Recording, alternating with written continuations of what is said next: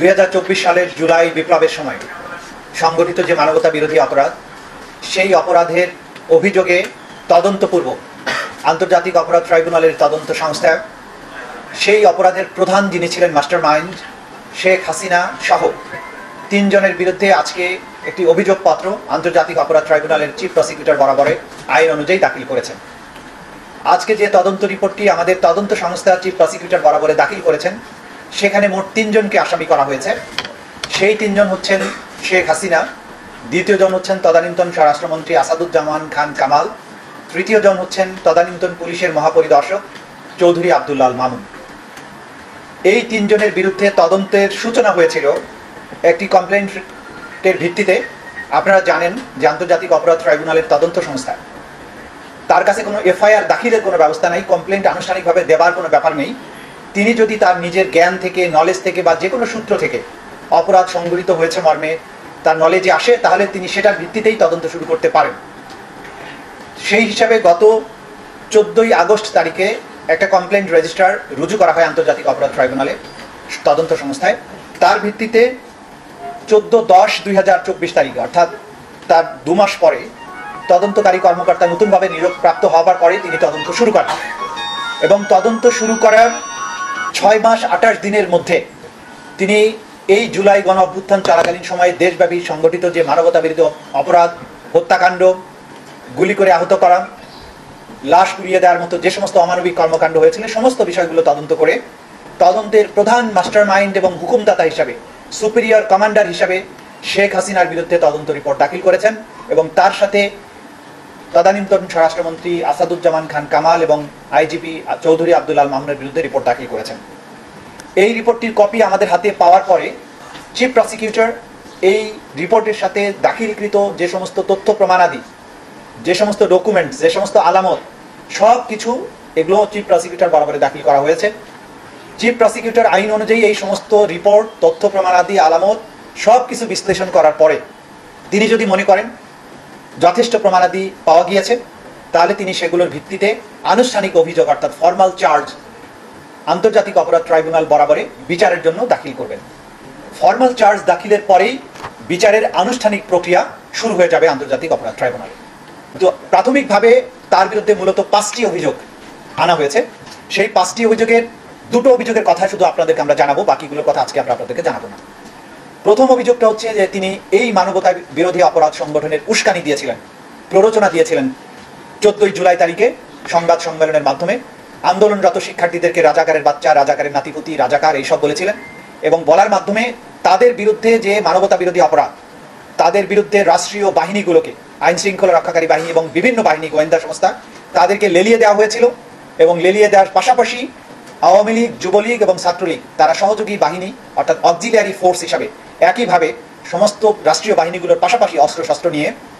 এই আন্দোলনকারীদের উপরে সর্বশক্তি নিয়ে ঝাঁপিয়ে পড়ে, তাদেরকে হত্যা করে, আহত করে এবং অন্যান্য মানবতা বিরোধী অপরাধ সংগঠন করে।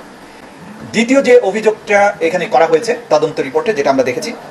সেটা হচ্ছে সরাসরি নির্দেশ। আমাদের তদন্ত সংস্থা তদন্তে শেখ হাসিনার কিছু টেলিফোনিক কনভারসেশন যেগুলো জব্দ করেছেন, একাধিক কনভারসেশন, অনেকগুলো কনভারসেশন, যেখানে তিনি বারবার সুস্পষ্টভাবে নিশ্চিত করেছেন যে তিনি রাষ্ট্রীয় সকল বাহিনীকে নির্দেশ দিয়েছেন হেলিকপ্টার, ড্রোন, এপিসি সহ মারণাস্ত্র ব্যবহার করে নিরস্ত্র, নিরীহ আন্দোলনকারী যে সিভিলিয়ান পপুলেশন, যারা বাংলাদেশে একটি ন্যায়সঙ্গত অধিকার আদায়ের জন্য শান্তিপূর্ণ আন্দোলনের রত ছিল, তাদেরকে সম্পূর্ণ নিশ্চিহ্ন বা নির্মূল করার জন্য তিনি নির্দেশ দিয়েছিলেন। সেই নির্দেশের সব সরাসরি প্রমাণপত্র আন্তর্জাতিক অপরাধ ট্রাইব্যুনালের তদন্ত সংস্থা হাতে পাওয়ার প্রেক্ষিতে তার বিরুদ্ধে দ্বিতীয় অভিযোগটি দাখিল করেছেন এবং সেখানে মার্ডারের জন্য নির্দেশ, গুলি করে আহত করা, অঙ্গহানি করার জন্য যে নির্দেশ, এইটাকে সহায়তা করা, কমপ্লিসিট করা এবং কনস্পিরেসি করা এই কাজের জন্য, এই ব্যাপারে দ্বিতীয় অভিযোগটি আনা হয়েছে। বাকি 3টি অভিযোগ বিভিন্ন স্পেসিফিক ঘটনার প্রেক্ষিতে, শেখ হাসিনার নির্দেশের প্রেক্ষিতে অপরাধগুলো যেভাবে সংঘটিত হয়েছে, কিভাবে মানুষকে মারা হয়েছে, কিভাবে বাকি অ্যাট্রোসিটিগুলো করা হয়েছে, সেই ব্যাপারে সুনির্দিষ্ট ঘটনা কেন্দ্রিক 3টি অভিযোগ আনা হয়েছে, যেগুলো বিস্তারিত আজকে আপনাদের সামনে আমরা প্রকাশ করছি না। এই তদন্ত রিপোর্ট প্রাপ্তির মাধ্যমে জাতির যে বিচারের ব্যাপারে যে জাতির কোয়েস্ট, এই জাতির যে আকাঙ্ক্ষা, যে জুলাই আগস্টে শান্তিপূর্ণ প্রতিবাদ বিক্ষোভ চলাকালে বাংলাদেশে এই রিপোর্ট অনুযায়ী যেটা আমরা তথ্য পেয়েছি, প্রায় 1,500 লোককে হত্যা করা হয়েছিল। এই রিপোর্টের প্রাপ্ত তথ্য অনুযায়ী 25,000-এর অধিক মানুষকে গুলি করে আহত করা হয়েছিল এই রিপোর্টে প্রাপ্ত তথ্য অনুযায়ী নারীদের উপরে বিশেষভাবে সহিংসতা করা হয়েছিল। এই রিপোর্টে আমরা আরও পেয়েছি টার্গেট করে শিশুদেরকে হত্যা করা হয়েছিল। আমরা এই রিপোর্টে পেয়েছি যে হত্যাকাণ্ডের পরে তাদেরকে লাশ এবং জীবিত মানুষকে একত্রিত করে লাশ পুড়িয়ে দেওয়া হয়েছিল। এই তদন্ত রিপোর্টে আমরা আরও তথ্য প্রমাণাদি পেয়েছি। আহতদেরকে হাসপাতালে নিতে বাধা দেওয়া হয়েছিল, যারা শহীদ হয়ে গিয়েছে তাদের পোস্টমর্টেম করতে বাধা দেওয়া হয়েছিল, ডাক্তারদেরকে চিকিৎসা দিতে বাধা দেওয়া হয়েছিল। হাসপাতালে প্রধান আসামি শেখ হাসিনা নিজে গিয়ে সেখানে চিকিৎসকদের বলেছিলেন যে এই সমস্ত ভর্তি রোগীদের যেন কোনো চিকিৎসা দেওয়া না হয়, এবং অনেক রোগী যন্ত্রণা সহ্য করতে না পেরে যখন হসপিটাল পরিত্যাগ করতে চেয়েছিলেন তাদেরকে হসপিটাল থেকে পালিয়ে যাওয়ার বা কোনোভাবে চলে যাওয়ার সুযোগ দেওয়া হয়নি, যাতে করে তাদের ক্ষতস্থানগুলো পচে যায়, গ্যাংগ্রিন হয়, কেটে ফেলতে হয়, সেরকম ব্যবস্থা করার জন্য নির্দেশ দিয়েছিলেন। এরকম সরাসরি তথ্য প্রমাণাদিও আমাদের তদন্ত সংস্থা পেয়েছে, যেটা আমাদের কাছে দাখিল করেছে। এর বাইরে তদন্ত সংস্থা যেটা প্রমাণ পেয়েছে, আন্দোলনকারীদের উপরে অপরাধের দায় চাপানোর জন্য বিভিন্ন সরকারি স্থাপনায় নিজেদের লোকদেরকে আগুন লাগিয়ে দিয়ে সেটার দায় চাপানোর ব্যাপারে নির্দেশনা দেওয়া হচ্ছিল, যে ব্যাপারে সরাসরি প্রধান আসামি শেখ হাসিনার যে বক্তব্য, যে টেলিফোনিক নির্দেশ, সেগুলো সরাসরি আমাদের তদন্ত সংস্থা হস্তগত হয়েছে, সেগুলো তারা প্রমাণের জন্য এখানে আমাদের কাছে দাখিল করেছে। এর বাইরে আমরা এই যে 25,000-এর অধিক মানুষ যারা আহত হয়েছেন তাদের অনেকের মেডিকেল বা ইনজুরি সার্টিফিকেট, যাদের মৃত্যু হয়েছে, যারা শহীদ হয়েছেন তাদের ডেথ সার্টিফিকেট, হাসপাতালগুলোতে যে সমস্ত ডাক্তারেরা তাদের চিকিৎসা দিয়েছেন, যারা তাদেরকে অ্যাটেন্ড করেছেন, তারা সরাসরি সাক্ষী হিসাবে আসবেন। যারা এখানে সরাসরি ভিকটিম হয়েছেন, আহত হয়েছেন, তারা সাক্ষী হিসাবে তাদের নাম দেওয়া হয়েছে। শহীদ পরিবারগুলো যারা তাদের সন্তান বা প্রিয়জনের লাশ নিজেরা গ্রহণ করেছেন, দাফন করেছেন, তারা এখানে সাক্ষী হিসাবে আসবেন। আলামত হিসাবে বিভিন্ন কল রেকর্ড, অসংখ্য ভিডিও ফুটেজ, অডিও ক্লিপিং, এরপরে বুলেটস যেগুলো নিহতদের বা আহতদের শরীর থেকে উদ্ধার করা হয়েছে সেগুলো, বিভিন্ন হেলিকপ্টারের যে সমস্ত ব্যবহার করা হয়েছে সেগুলো, ফ্লাইট শিডিউল, সেখানে কারা যাত্রী ছিলেন, কি কি অস্ত্রশস্ত্র ব্যবহার করা হয়েছে সেগুলো, বিভিন্ন জাতীয় আন্তর্জাতিক সংস্থা থেকে প্রাপ্ত যে সমস্ত ডকুমেন্ট, তথ্য প্রমাণাদি, বিভিন্ন সংস্থার কাছ থেকে তাদের ইন্টারনাল ইনকোয়ারির প্রেক্ষিতে যে সমস্ত তথ্য প্রমাণাদি তারা পেয়েছেন এই জুলাই আগস্টের মানবতা বিরোধী অপরাধ সংক্রান্ত, সেসব ব্যাপারে তথ্যাদি, অনেক